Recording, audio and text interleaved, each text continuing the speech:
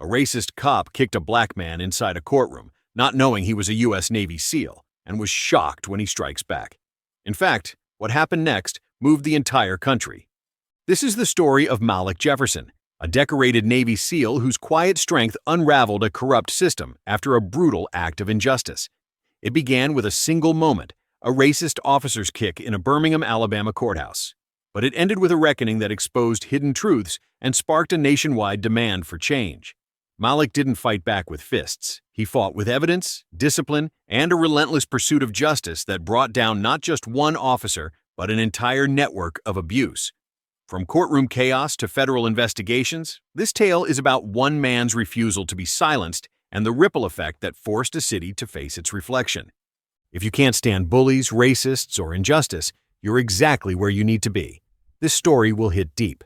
So smash the subscribe button, turn on notifications, hit like, and drop your city in the comments. The Birmingham courthouse was a gray, unremarkable building, its stone walls and flickering lights carrying the weight of countless stories. Some of justice, many of silence. On a Tuesday morning, it was business as usual. Lawyers shuffled papers, families waited anxiously, and officers stood with stiff postures, their badges gleaming under fluorescent glow. But something was different that day, though no one could feel it yet. A storm was coming, dressed in a charcoal suit and carrying a folder of legal documents. Malik Jefferson didn't look like trouble. At 36, he was calm, disciplined, his close-cropped hair and neat beard framing a face that held stories most would never know. He walked with purpose, not arrogance, his brown eyes scanning the room with the alertness of a man who'd seen deserts, oceans, and war zones. A Navy SEAL. For 14 years, Malik had served in classified missions, earned medals he never displayed, and learned to keep his cool when the world burned around him. Now he was in Birmingham to support his cousin Jamal, a 22-year-old college student wrongfully accused of robbery. Malik was there to testify, to ensure the system didn't swallow another black man whole. It was supposed to be simple, but simplicity has no place where prejudice festers. The moment Malik stepped into the courthouse, eyes followed him. A clerk's tone sharpened. A bailiff's hand lingered on his radio. When Malik presented his military ID to enter the courtroom, the bailiff barely glanced at it. "Where do you think you're going?" he asked, as if Malik's presence was a violation. Malik stayed calm, his voice steady. "I'm a witness for the Bell case." He didn't raise his voice, didn't flinch, because discipline was his shield, forged in places where hesitation meant death. Across the hall, Officer Rick Halverson watched. Mid-40s, thick-set, with 20 years on the force, Halverson carried his badge like a scepter. His record wasn't spotless, complaints of excessive force, buried allegations, but the department had always protected him. To Halverson, Malik's quiet confidence was a challenge. Black men who stood tall, who didn't shrink, made him uneasy. He didn't need a reason to act. Malik's skin was reason enough. The courtroom was half full when it happened. Malik approached the door, ID in hand, ready to take his place as a character witness. Halverson intercepted him. "What's your business here?" he demanded, stepping too close. Malik repeated, "I'm a witness. Here's my ID." Halverson didn't look at it. His eyes locked on Malik's face, searching for something to justify the rage building inside him. "I said, what's your real business?" he snapped. "I've answered you, sir," Malik said, firm but respectful. That was enough. Halverson grabbed Malik's wrist, shoved him back. Papers scattered. A woman gasped. Before anyone could react, Halverson's knee slammed into Malik's ribs, and his boot connected with Malik's side. The courtroom froze, judge, jury, spectators, watching a black man crumple under a white officer's fury. "You match the description," Halverson sneered. "I don't take orders from criminals." The room held its breath. Malik could have fought back. His training gave him the skills to break Halverson's stance in seconds, but he didn't. Slowly, he stood, dusted his suit, and locked eyes with the officer. 6 words cut through the silence. "You have no idea who I am." Not a threat, but a promise.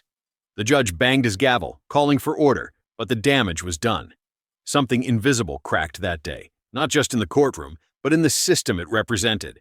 What no one knew, not Halverson, not the judge, not even Malik himself until that moment, was that this wasn't the end. It was the beginning. Malik wasn't just a man, he was a SEAL with high-level clearance, tactical precision, and connections that reached the Pentagon. That kick didn't just bruise his body, It ignited a fire that would burn through lies, expose corruption, and force a city to confront its sins. Hey fans! Before we continue, we've noticed most of you love watching our videos but haven't subscribed. Please subscribe. It takes a sec, it keeps you in the loop, and helps us bring you more epic tales. The aftermath was chaos cloaked in bureaucracy. Halverson was placed on administrative leave, a slap on the wrist dressed up as procedure. The courthouse downplayed the incident, filing reports that suggested Malik had escalated things. No apology came, but whispers spread, and a shaky cell phone video from a spectator hit social media. It wasn't crystal clear, but it showed enough. Halverson's aggression, Malik's restraint, the injustice laid bare. The internet erupted. Malik didn't watch the video loop online. He was already moving, calling old contacts, SEAL commanders, intelligence analysts, a journalist he'd once protected overseas. His cousin's trial was postponed, but Malik's focus had shifted. This wasn't just about Jamal anymore. It was about every black man who'd faced a badge and lost something: dignity, freedom, life. Malik had seen war, but this was personal. In a quiet cafe, Malik met Marcus Cole, a cybersecurity specialist and former Navy colleague. Over untouched coffee, Malik laid it out. "I need everything on Halverson: disciplinary records, complaints, connections." Marcus nodded. "You're not just going after him, are you?" Malik's eyes hardened. "I'm going after the system that protects him." Days later, the pieces came together. 3 complaints against Halverson, all dismissed.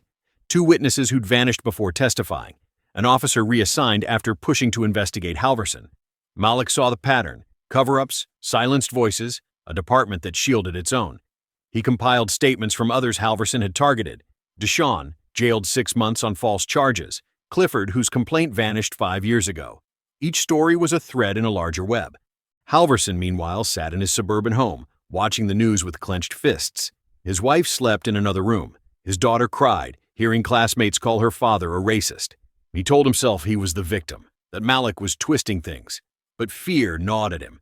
For the first time, someone wasn't just complaining. They were organizing. Malik didn't stop at Halverson. Using his clearance, he uncovered emails, coded messages, and payments linking Halverson to a private security firm tied to the department. It wasn't just misconduct. It was a network: officers, officials, even a judge who profited from falsified arrests and buried evidence. Malik drafted a report, encrypted it, and sent it to his journalist contact. He met the district attorney, laying out evidence that made the room go pale. "Do the right thing," Malik said, "or become part of the story." The city hummed, unaware of the war being waged with truth. Halverson got a subpoena. Internal Affairs reopened cases. News vans circled the courthouse. The police chief called the allegations concerning, but Malik wasn't done. He held one final piece: a name, a connection that would unravel everything. It was coming, and it would happen where it all began: Courtroom 4B. The hearing was electric. Reporters packed the back, cameras rolling. Malik entered, same gray suit, same calm. Halverson sat at the defense table, smaller now, his defiance fraying. The judge, who'd seen the assault, presided with a neutral gaze. Malik took the stand, swore in, and began. "Describe the incident," the prosecutor said. "I came to serve," Malik replied. "I showed ID, followed protocol. Officer Halverson assaulted me without cause in front of this court. I wasn't surprised. That's the hardest part." The defense attorney pushed back. "You're trained in combat, yes? Capable of defending yourself?" "I'm trained not to react like an animal," Malik said, voice cold, which is what he expected. The room tightened as Malik revealed the report, classified, military stamped, detailing Halverson's ties to a corrupt network. Gasps rippled. Halverson stood shouting, "That's a lie!" The judge silenced him, but Malik pressed on. He wasn't alone. He was protected, promoted, rewarded for silencing people like me. The courtroom buzzed as Malik stepped down. Outside, the city stirred. Protesters, families, veterans gathering.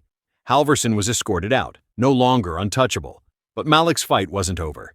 Days later, a young black detective, Aaron Wallace, slipped Malik a flash drive.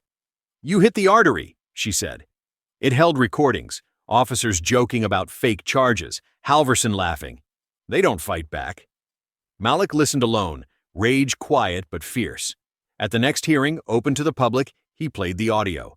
A mother in the front row wept. She'd lost her son to a similar lie. The judge's face hardened. "This is far from over," he said. Malik didn't attend Halverson's trial. The evidence was enough. Convictions for assault, obstruction, civil rights violations. Halverson sat hollow, his badge gone. The department faced federal probes. Officers resigned, officials fell. A civilian review board was formed, led by Aaron. Jamal graduated, his name cleared, his voice stronger. Malik moved to Atlanta, training young black leaders not to fight, but to challenge systems with courage. 6 months later, Birmingham breathed differently. Oversight committees audited records. New leaders emerged, chosen for integrity. The courthouse stood, but its silence was gone, replaced by voices demanding truth. Malik's story lingered. Not a spectacle, but a spark. He hadn't sought heroism. He'd sought justice that could outlive him. Now, let me ask you, the one hearing this story, how many times have you seen injustice and stayed quiet? Not out of cruelty, but fear that one voice can't matter? This isn't about a courtroom or a badge. It's about the moment someone stands when they're meant to break. Malik didn't win by fighting harder. He won by refusing to be reshaped by hate. He turned silence into a weapon of truth. What would you do if the room turned against you? If your skin became your sentence? Would you kneel or would you rise? Drop in the comments. What hit you hardest in this story? What needs to change? And how are you part of it? If this moved you, subscribe to Tales of Twist. Here, stories aren't just stories. They're mirrors, sparks, reminders that truth always finds a way. We'll see you in the next one.